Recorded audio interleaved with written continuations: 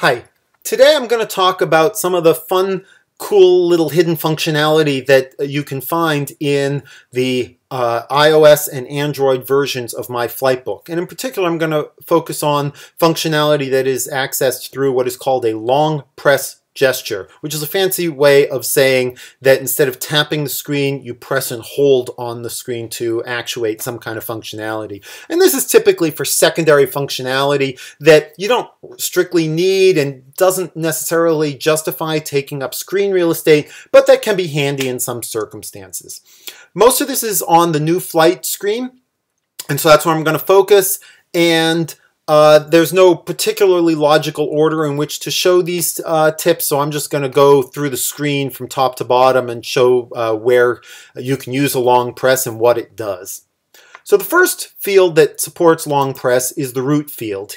You may already know that if you hit the plus sign on the right-hand side of the route field, it fills in your nearest airport.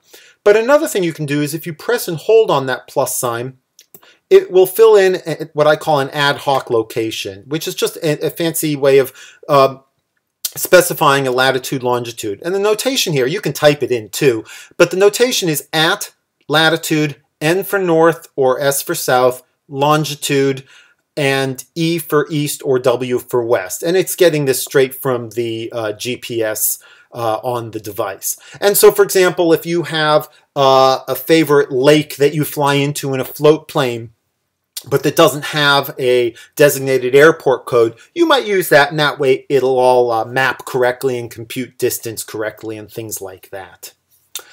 Going down on the list here is Hobbs field. Now, not everyone uses Hobbs. I'll talk more about that in a minute. But if you use Hobbs, you see how I already have an aircraft selected up here in the upper right corner.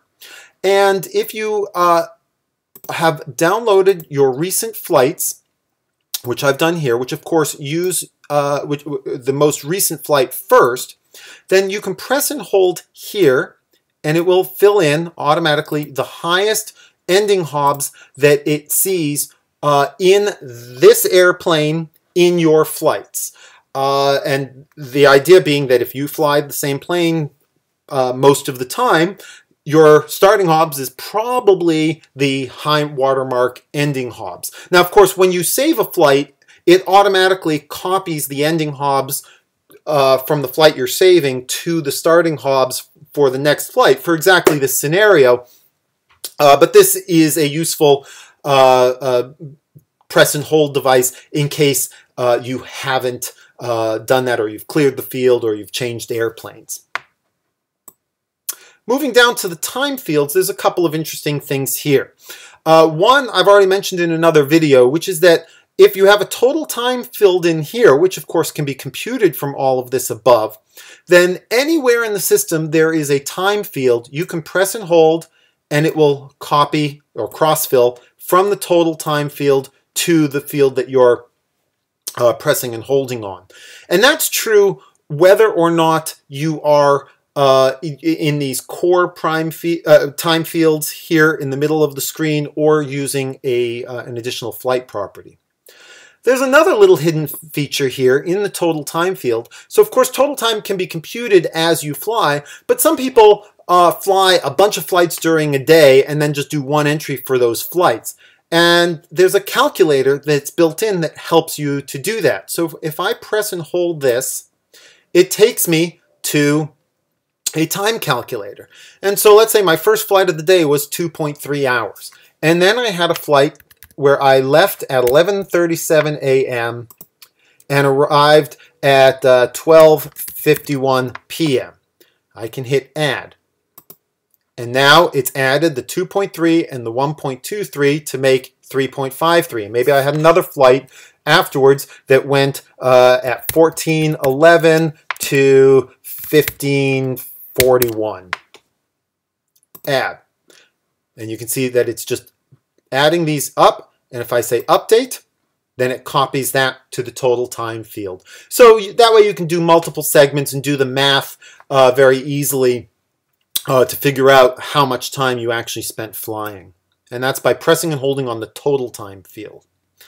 Moving down to properties, I already showed you how you can see a high watermark for your hobs. It works the same for TAC. Again, you have to have a flight in your recent flights that's downloaded, that's in this airplane, that has a tachometer end. But if you do, you can press and hold. And again, you can see here the high watermark TAC is 166.6.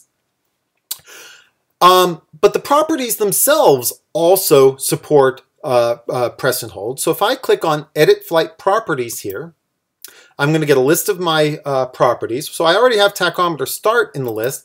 I can come in here and search tachometer, and I might as well put it in the end as well. And if I press and hold that, it gets a little star. I'm going to add one other here. Let me do solo time. I'm going to give it a star as well. And now when I come back to the screen, press and hold, put the little star there to say, I want this field on all of my flights. And that way it will be there so you don't have to go into the edit flight screen and find the property every time. So solo time is a time. So here I've got 5.03 in the total time field. If I press and hold there, it's going to cross fill that 5.03.